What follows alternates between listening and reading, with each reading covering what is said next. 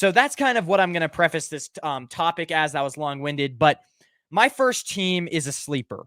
I've got the Giants. The Giants are a team that they have Daniel Jones. He got injured last year, but a lot of fans, you look around the league or you look into the Giants fan base, a lot of fans do not like where they're at with Daniel Jones. And then you also had the owner saying, or owner, general manager, I believe it was, I could pull up the article again, saying that the Giants are going to be, they're expecting to draft a quarterback. That's what their general manager said, I believe it was. I can look that up again, but their general manager said, I'm not sure if this is their general manager or general manager or owner. But anyways, I can look that up later. They already said that they are going to look for a quarterback in the draft. And so whether that be the second or third round, I think that because the Giants are at pick number 6, they're going to get one of these elite guys. And so I think they're a top trade up candidate. And that is mainly because Daniel Jones, his stats, the Raiders. So he played about 5 games last year. Now, his completion rate in those 5 games weren't bad. Against Miami, he had a 70% completion rate. Seattle, he had a 79% completion rate. 49ers, he had a 68% completion rate. Arizona, he had a 70% completion rate. But he also had a terrible QBR. He threw 4 interceptions in those 5 games. He's a very inaccurate quarterback, as we all know, and he's not like elite, the super elite type of person that you want. On top of that, Brian Daboll never drafted him. It could be argued that Brian Daboll coming into that head coaching position never even wanted Daniel Jones. So, and on top of that, the Giants have already interviewed all the top quarterbacks: Jaden Daniels, Drake May, Bo Nix, McCarthy, Penix, all those guys they've interviewed.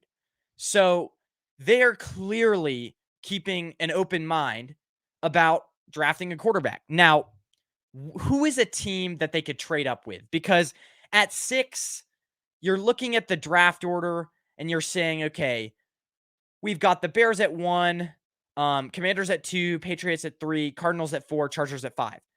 Bears, Commanders, and Patriots could all draft a quarterback. So that's realistically leaving the Giants with the 4th best quarterback. And I don't think they want that, right? And so who's a team that could potentially trade down, that's willing to trade down? And that team is the Washington Commanders. Now, the Washington Commanders, the reason why, they need a quarterback, but they might have no choice but to trade down, right? Their pick, Washington Commanders, they have just 5 picks. Well, no, hold on. They have, I believe it is, 5 picks in just the top 100 picks, right? So Washington Commanders don't have like a ton of early round draft capital. So if the Giants could potentially trade up, give the Washington Commanders what they need, because yes, they need a quarterback, but they also don't have a ton of picks in the top 100. They just have 5. So I believe that the Washington Commanders are a strong team to trade down. And so that's my first candidate. The Giants potentially could trade up to that number 2 spot. Now, other candidates that I think will also be in contention: the Broncos, Vikings, Falcons, Raiders, and Seahawks, right? Now, the Vikings, I think the best chance that we have that a team trades up is probably, I think the Raiders could have a really good chance of trading up. And that's mainly just because they have they have a ton of picks in this year's draft, right? if you're Antonio Pierce, their head coach, and you're looking for your next franchise quarterback, again, he's a new head coach. He's looking for his next franchise quarterback. If you're Antonio Pierce, you're at 13. As a Raiders coach, you probably want to go up, get your guy, right? But at the same time, it's like, if you're at pick number 13 and you stay at pick number 13, realistically, 1, 2, 3, 4, 5, 6, 7 quarterbacks could be taken before pick 13. So you need to trade up if you're the Raiders, right? And get your guy. I think that's a very likely team. The Broncos, they're kind of at a dilemma here because they could trade up, right? But they only have 2 picks in the first 2 days of the draft. So with the first, second, and third round, that the Broncos only have 2 picks, right? So they just don't have the draft capital this year to trade up for a quarterback, which means they probably will stay at 12, right? And they're going to have to make the decision. I think JJ McCarthy will be there, but to me, JJ McCarthy is kind of, hold on, guys. I need to quickly blow my nose.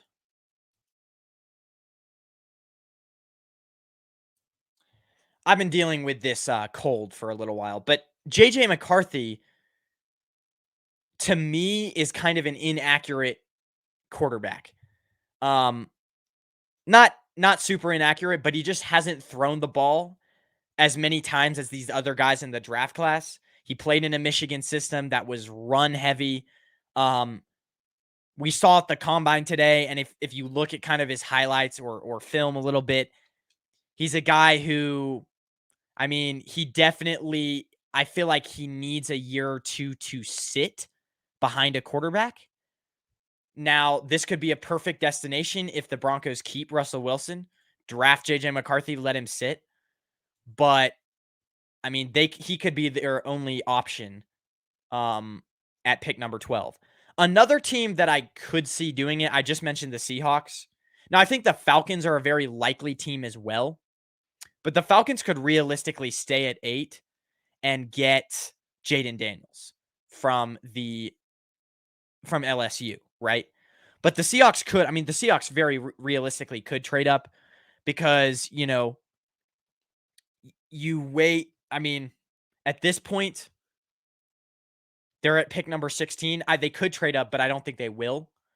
Because at this point, you're probably drafting Michael Penix at pick number 16, potentially. And at that pick, it's just like Michael Penix, there's question marks there, right? His accuracy, I was watching the video today.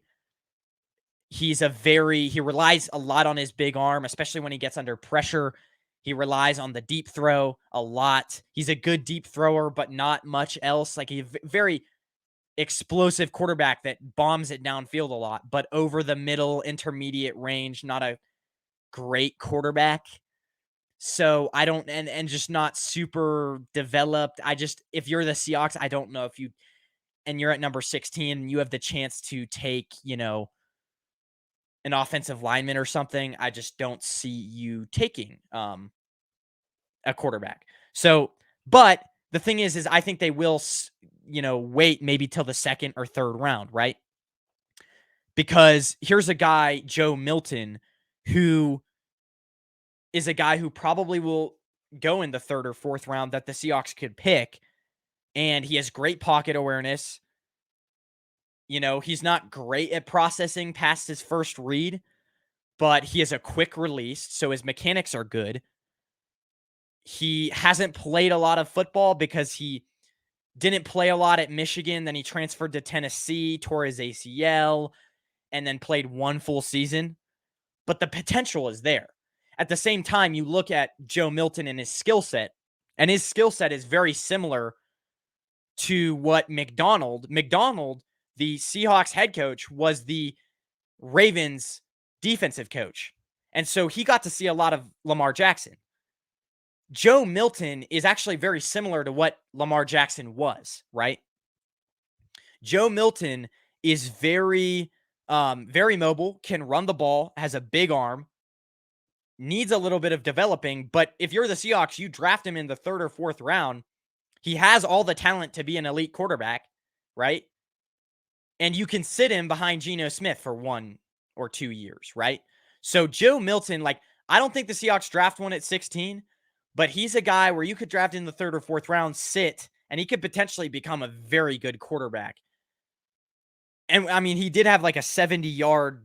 I mean, his arm strength is, I mean, very impressive. He had a 70-yard bomb right on point to a receiver today at the combine. So, very impressive quarterback there, and that's a